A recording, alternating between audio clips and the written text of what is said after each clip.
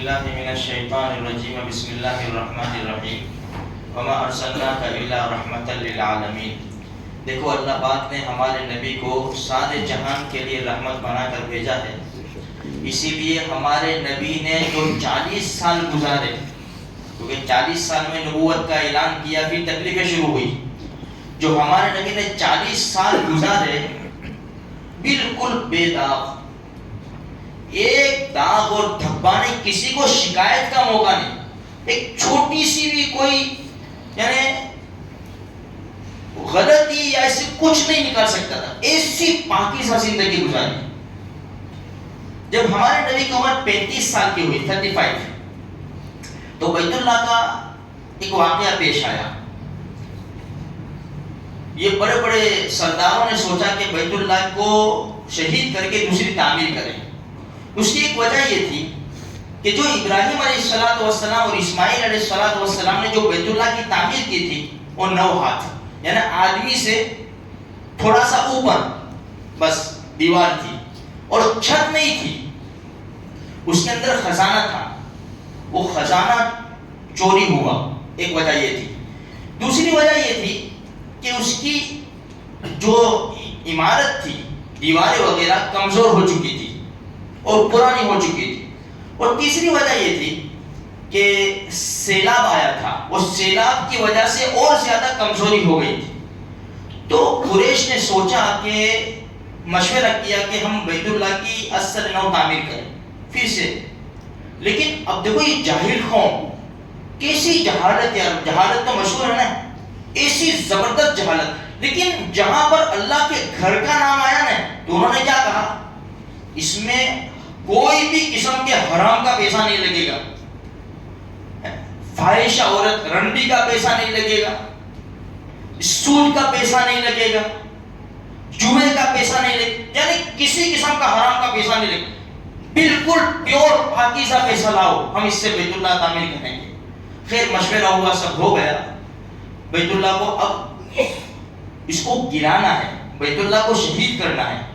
کسی کی ہمت نہیں ہو رہی تھی، کسی کی بھی نہیں، یار عذاب آ جائے گا تو ولید ابن مغیرہ نے کہا کہ میں شروع کرتا ہوں۔ سارا مکہ کھڑا ہو گیا کہ دیکھے یہ جب مارتا ہے یہ دیوار کو گرانے کے لیے تو اس کے اوپر عذاب آتا ہے کہ نہیں آتا، لیکن نیت ان کی صاف تھی نا کہ بھائی ان کو گرانا نہیں ہے، ان کو تو اس لیے گرانا ہے، شہید کرنا ہے کہ دوسری مرتبہ تعمیر کرنا ہے، ان کو نیا بنانا ہے۔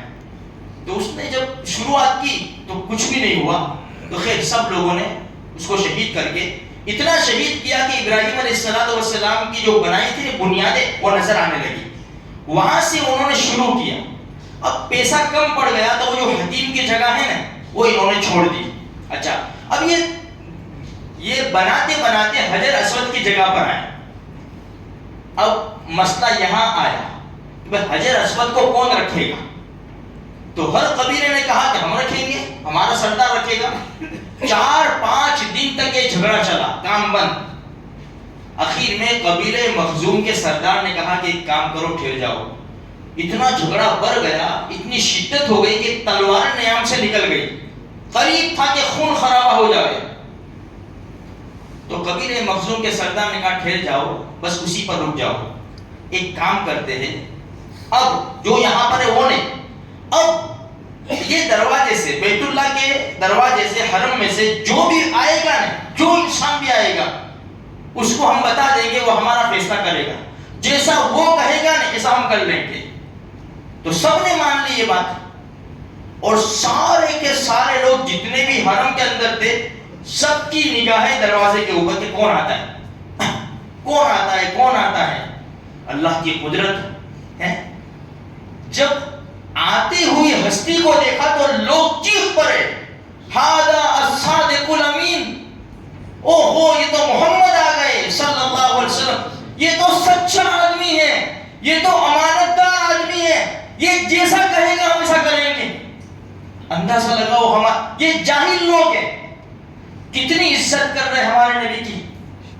جب تشریف لائے، اللہ کے رسول کے سامنے بات رکھی گئی، ہمارے رسول نے اچھی طرح بات سنی، پھر کہا کہ ٹھیک ہے چادر لاؤ، چادر منگوائی، اور حجر اسود کو اپنے ہاتھوں سے چادر کے اندر رکھا اور سارے قبیلوں کے سردار سے کہا کہ چادر پکڑ لو.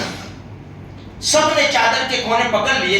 فرمایا اٹھاؤ اس کو, اٹھا کر جہاں حجر اسود کو لگانا تھا وہاں تک لاؤ.